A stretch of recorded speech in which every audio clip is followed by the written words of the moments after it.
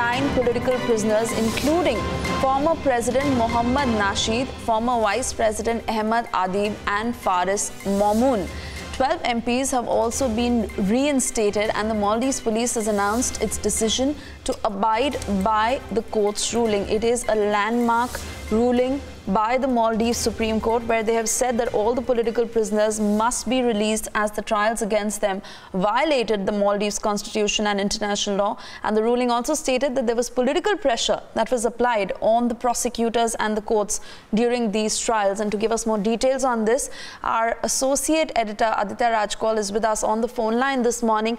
Aditya, well, it is a landmark ruling by the Maldives Supreme Court. What is the kind of political impact this will have, and also what does it speak about the judiciary in Maldives? Well, yes, this is a landmark judgment. Nonetheless, the implementation has been causing a lot of problems over the last many hours. There's been violence reported from Maldives, and over the last many years, there's been this battle in the Supreme Court that's been on right now. And now, President Nasheed, perhaps the first democratically elected president of Maldives, has been set free. Apart from that, 8 other senior political leaders who are political prisoners have been set free as well.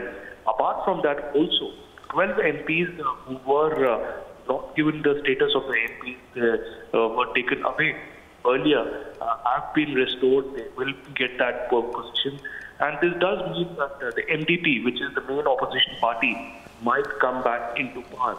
But certainly the implementation is causing a lot of trouble. There's been violence reported from the MDP office. While President Nasheed has welcomed this ruling, the local government says that they will be implementing this verdict, but are right now in the process of verifying and vetting the Supreme Court judgment. But clearly, a lot of chaos and turmoil at this moment in Maldives with this landmark ruling.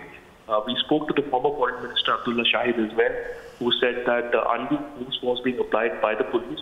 And even in the last few hours, the police chief of Maldives also being fired by President Yamin, clearly indicating that he was in no mood to abide by the Supreme Court. Right, Aditya, thank you so much for bringing us all the latest details.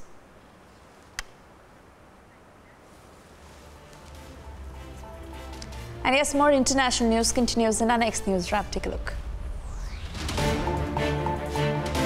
The government shutdown of Kenya's top 3 TV channels continues pending an investigation.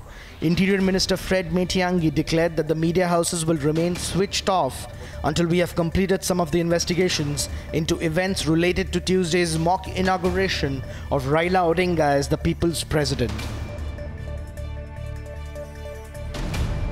The director of human rights charity Reprieve said that if US President Donald Trump felt strongly about the US national security, he would seize the opportunity to close the Guantanamo Bay detention center.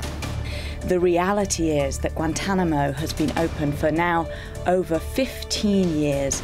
There are still 41 men in there, 28 of whom have never received a charge or any kind of a trial. So these men, under the principle of innocent until proven guilty, one of the fundamental principles of UK, European and American justice, of any justice system anywhere, these men are innocent. They have not even been given a chance to prove their innocence. Senator Marco Rubio defended President Donald Trump's message of unity in his State of the Union address, even amid a dividend Congress in America. He also expressed his support for the immigration proposal President Donald Trump laid out in his State of the Union address. UK Prime Minister Theresa May and Chinese Premier Li Keqiang attended the inaugural meeting in the UK-China CEO Council in Beijing. May is on a 3-day visit in China focused on hashing out new trade arrangements once the UK leaves the European Union. Time now for a short commercial break. We'll be back in just a bit with more news on the other side. But of course, lined up on the other side, well, a Turkish court